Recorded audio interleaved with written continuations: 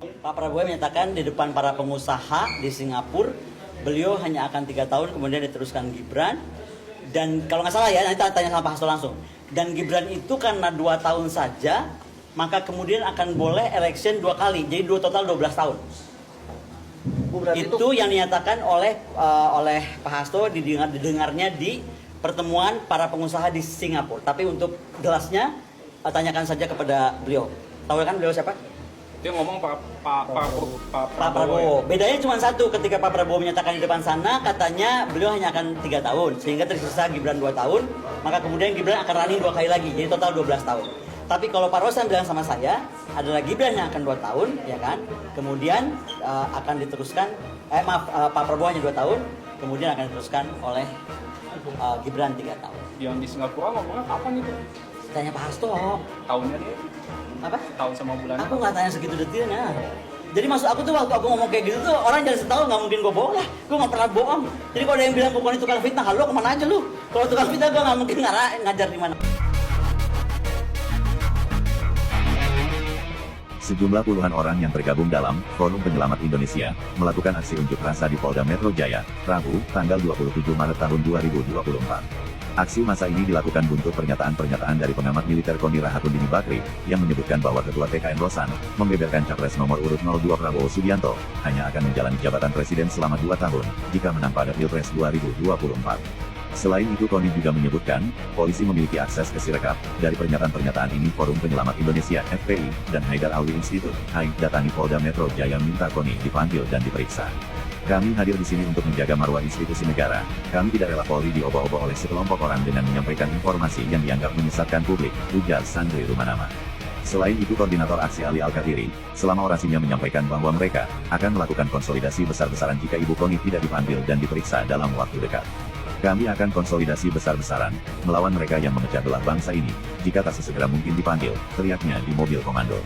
Masa aksi yang bergerak dari arah Mataraman, dan tiba di halaman Polda Metro Jaya pada pukul 11.12 waktu Indonesia Barat ini, melakukan aksi demonstrasi kurang lebih 1 jam di depan Polda Metro Jaya izin membubarkan diri pada pukul 12.10 WIB. Masa aksi membawa spanduk bertuliskan tangkap Koni Rahakundini, dan ikut meneriakkan nama Hasto Kristanto, Sekjen PDIP, agar segera dipanggil oleh pihak kepolisian.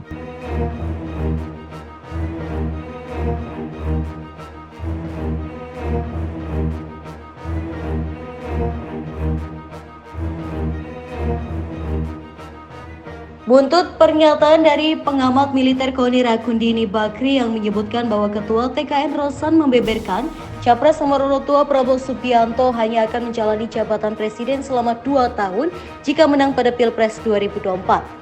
Selain itu, Koni juga menyebutkan posisi memiliki akses ke Sirekap. Dari pernyataan-pernyataan ini, Forum Penyelamat Indonesia atau FPI dan Haidar Alwi Institute atau HAI datangi Polda Metro Jaya minta Koni dipanggil dan diperiksa. Tentang bacaan utama, cerita Pak Prabowo akan 2 tahun. Ini kan jadi rame kan? Ketika terpilih, gini aja komentar saya. Saya memahami kalau pada panik. Oke. Tapi saya mendapatkan perkuatan informasi itu. Jadi bukan cuma diomongin ke saya oleh Pak Ambasador Rosan, tapi juga pernah didengar oleh Bapak Hasto Kristianto dalam pertemuan pengusaha di Singapura. Jadi kalau habis ini mau tanya sama Pak Hasto, Sekjen PDIP, silahkan. Ternyata bukan saja Pak Rosan menyatakan pernah kepada saya, even Pak Prabowo di Singapura depan para pengusaha menyatakan yang sama. Yang beda tahunnya. Pak Rosan bilang ke saya hanya 2 tahun. Kalau Pak Prabowo bilangnya di atas panggung hanya 3 tahun. Mau 2 tahun, mau 3 tahun, menurut saya ini yang tidak boleh terjadi. Oke? Ini udah bisa saya sabar ya. Apapun yang dilakukan, saya percaya Excellency Rosan ini menghadapi tantangan kampanye yang beliau pimpin. Ada beberapa hal yang kita bisa rasakan, tekanan-tekanan itu ya. 1, dugaan adanya kabar yang beralasan tentang exit poll suara luar negeri tanggal 12 kemarin yang diduga jauh dari keberhasilan 02. Nomor 2, adanya beredar dugaan yang beralasan perbincangan publik terkait perusahaan Ceko, kawat Greco pada kedubes Amerika dan dibalas oleh keterangan Jubir Menhan yang menurut saya tidak substansial, boleh dong saya nilai. dan saya bisa bayangkan sibuk mengkontennya itu seperti apa. Nomor 3, adanya perbincangan publik dan medsos yang masif terkait dugaan yang beralasan obrolan suara 08 dan pihak Qatar. Keempat, adanya launching film dokumenter film Dirty Vote kemarin jam 11 dengan pembicara utamanya 3 ahli tata negara. Jadi bukan ahli tata negara biasa-biasa, ini bukan kaleng-kaleng, ini 3 ahli banget. Nah, yang terakhir lagi tadi malam, adanya undangan acara diskusi koalisi masyarakat sipil menuntut kejelasan resmi tentang dokumen kawat Greco, rekaman suara dan bukti tertulis. Sekali lagi ya, batal itu mesti ada bukti tertulis. Pembatalan mirip berikut nilai penalti pembatalan yang harus dibayar oleh Indonesia. Sebagai penutup, saya ingin sampaikan, selama ini saya diam ketika ada yang menyerang saya, harkat saya, martabat saya, kehormatan pribadi saya. Seperti beredarnya file BAP saya sebagai saksi, catat ya, saksi, catat lagi nih, saksi di Mahkamah Militer pada 2013 yang beredar di sosial media X minggu lalu. Sekarang sudah di-take down oleh Panglima TNI. Lalu kemudian ada hujan pesan di jalur WhatsApp group mulai tadi malam yang intinya berisikan siapa Koni. Ada 2 serial tulisan yang isinya full hoax, karangan, fitnah terkait kehidupan pribadi saya dan diplesetkannya pernyataan-pernyataan saya. Bagi saya, ini adalah konsekuensi logis dari apa yang akan terus saya suarakan dan perjuangkan untuk sebuah negara Indonesia yang lebih maju, yang demokratis, yang berkeadilan, yang menjunjung tinggi konstitusi. Rilis ini saya akan tutup dengan pernyataan, "You ask for war, and this is my war declaration." Hai anak bangsa yang berhati dan berpikiran benar, berhentilah untuk diam dan jangan takut. Gunakan kewarasan berpikir dan jangan mundur atau gentar. Karena isu yang kita hadapi ini bukan cuma isu pilpres, tetapi isu lebih besar tentang keberlangsungan negara Indonesia di masa depan. Terkait press release dari His Excellency Rosan, saya hanya sepakat satu kata. Biarlah masyarakat yang menilai dan Tuhan yang Maha Kuasa membantu makhluknya yang berdiri dalam kebenaran. Vox Populi, Vox Dei. Suara rakyat adalah suara Tuhan.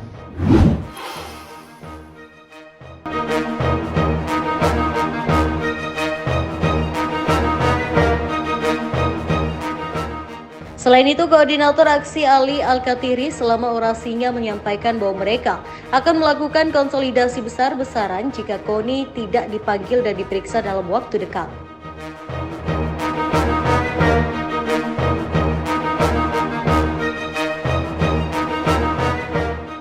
Masa aksi bergerak dari arah Mataraman dan tiba di halaman Polda Metro Jaya pada pukul 11.12 waktu Indonesia Barat.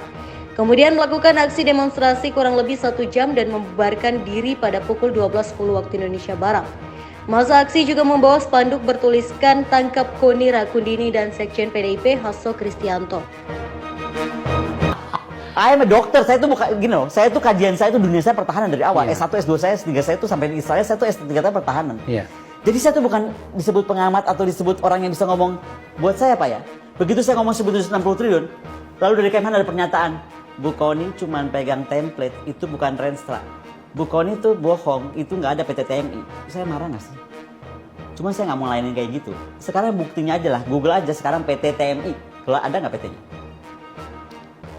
Gedungnya ada, nggak tahu kalau sekarang udah sama Zeni diberesin, saya kan nggak tahu namanya juga. Soalnya begini, saya mau cerita nih, jenderal itu dipecat. Dipecat oleh? Saya nggak tahu, cuman dia WA saya.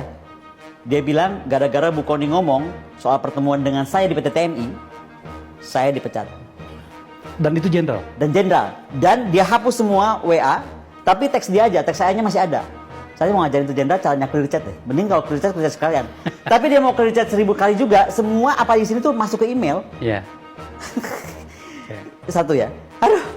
Jadi saya bilang, kenapa jadi dipecat jenderalnya? Kenapa saya Mbak Koni jangan pernah bilang kita pernah ketemu. Kenapa saya jadi disuruh bohong?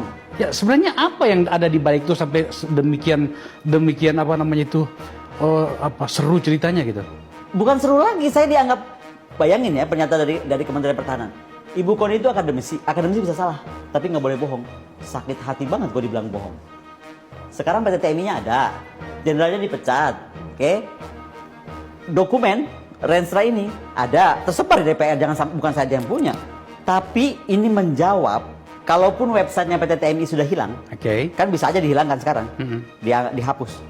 Saya dengar juga Anda mendapatkan satu surat dari salah satu lembaga besar dari luar yang berhubungan dengan alutsista gitu. Suratnya Anda berikan kepada saya tampilkan sekarang. Baca ya atasnya. Ya. Logonya Kementerian Pertahanan bukan Gerindra. Minister of Defense Republic of Indonesia. Ya kan, Jakarta 16 November 2020. Jadi setahun yang lalu ya, hampir setahun yang lalu. Sir, let me inform you that beginning of December.